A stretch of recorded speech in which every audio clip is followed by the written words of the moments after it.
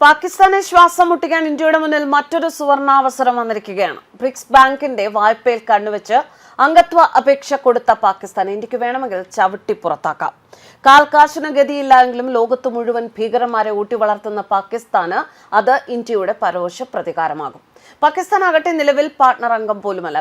ബ്രിക്സിൽ ചേരുന്നതിലൂടെ ആഗോളതലത്തിൽ കൂടുതൽ പ്രസക്തി നേടുക എന്നത് മാത്രമല്ല പാകിസ്ഥാന്റെ ലക്ഷ്യം.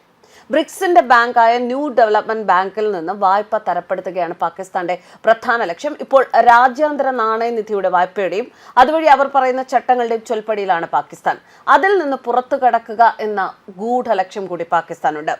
ബ്രിക്സ് കൂട്ടായ്മയുടെ 2026 വർഷത്തേക്കുള്ള അധ്യക്ഷ പദവി ഏറ്റെടുത്ത ഇന്ത്യക്ക് മുന്നിൽ തീരുമാനത്തിനായി കാത്തുകിടക്കുന്നത് ബദ്ധവൈരിയായ പാകിസ്ഥാന്റേതുൾപ്പെടെ അംഗത്വ അപേക്ഷകൾ 10 10ലേറെ രാജ്യങ്ങൾ ബ്രിക്സിൽ ചേരാൻ അപേക്ഷിച്ചിട്ടുണ്ട്. പാകിസ്ഥാൻ അംഗത്വം നൽകുന്നതിനെ റഷ്യ പരസ്യമായി പിന്തുണച്ചു കഴിഞ്ഞു. സുഹൃത്ത് രാഷ്ട്രമായ ചൈനയുടെ പിന്തുണയും പാകിസ്ഥാന് കിട്ടും. ബ്രിക്സിൽ ചേരാൻ ആഗ്രഹിക്കുന്ന രാജ്യങ്ങൾക്ക് പലവിധ മോഹങ്ങളാണ് സാധാരണയുള്ളത്. ചിലർക്ക് വായ്പ വേണം, ചിലർക്ക് സ്വാധീന ശക്തിയാകണം, ചിലർ ആഗ്രഹിക്കുന്നത് ഏതെങ്കിലും ഒരു ചേരിയിൽ തളച്ചിടാതെ പ്രമുഖ കൂട്ടായ്മകളിലൊക്കെ അംഗത്വം വേണമെന്നതാണ്. Brazil, Russia, India, China, South Africa ഇതാണ് ബ്രിക്സിന്റെ സ്ഥാപക അംഗങ്ങളായ രാജ്യങ്ങൾ. 2024 Saudi Arabia, Iran, UAE, Egypt, Ethiopia എന്നിവയും 2025 ഇന്തോനേഷ്യയും അംഗത്വം നേടി. ആ നിരയിലേക്ക് എത്താനാണ് ഇപ്പോൾ പാകിസ്ഥാനും ശ്രമിക്കുന്നത്. ഇതോടെ ലോകത്തെ ഏറ്റവും പ്രബലമായ കൂട്ടായ്മകളിൽ ഒന്നായി ബ്രിക്സ് മാറുന്നു. ലോക ജനസംഖ്യയുടെ ഏതാണ്ട് പാതിയിലധികമാണ് ഇപ്പോൾ ബ്രിക്സ്. ആഗോള GDPയുടെ ഏതാണ്ട് 1/3. Malaysia, Thailand, Cuba, Uganda, Uzbekistan, Kazakhstan, Bolivia, Belarus എന്നിവ ബ്രിക്സിൽ പാർട്ണർ അംഗങ്ങളാണ്. ഇവർ സമ്പൂർണ്ണ അംഗത്വം ആഗ്രഹിക്കുന്നുണ്ട്. എന്നാൽ ബ്രിക്സിൽ അംഗത്വം നേടുന്ന രാജ്യങ്ങൾക്ക് നിലവിലെ അംഗരാജ്യങ്ങളുമായി നല്ല ബന്ധമുണ്ടായിരിക്കണമെന്നതാണ് ഒരു വ്യവസ്ഥ. അതുമാത്രമല്ല, ഒരു അംഗം എതിർത്താലും അംഗത്വ അപേക്ഷ നിരസിക്കപ്പെടും. അതായത് പാകിസ്ഥാന്റെ അപേക്ഷ അധ്യക്ഷ പദവി കൂടി വഹിക്കുന്ന ഇന്ത്യക്ക് എളുപ്പത്തിൽ തള്ളാൻ സാധിക്കും. എന്നാൽ ബ്രിക്സിൽ കൂടുതൽ അംഗങ്ങളെ ചേർത്ത് വിപുലീകരിക്കണം എന്ന് വാദിച്ചവരിൽ ഏറ്റവും മുന്നിലുള്ള രാജ്യം ഇന്ത്യയാണ്. പുതിയൊരു അംഗത്വ അപേക്ഷ തള്ളുമോ ഇന്ത്യ എന്നാണ് ഇപ്പോൾ എല്ലാവരും ഉറ്റുനോക്കുന്നത്. ബ്രിക്സിനെ ചൈനയുടെ സ്വാധീനത്തിൽ പെടാതെ സംരക്ഷിക്കുക എന്ന നിർണായകമായ ലക്ഷ്യവും ഇന്ത്യക്ക് മുന്നിലുണ്ട്. പുതുവത്സര പിറവിയിൽ ഇന്ത്യയും പാകിസ്ഥാനും തങ്ങളുടെ തടവുകാരുടെ പട്ടിക അതേസമയം പരസ്പരം കൈമാറിയിരിക്കുകയാണ്. നിലവിൽ 257 ഇന്ത്യൻ തടവുകാർ പാകിസ്ഥാന്റെ കസ്റ്റഡിയിലുണ്ട് എന്ന് ഇസ്ലാമാബാദ് സ്ഥിരീകരിച്ചു.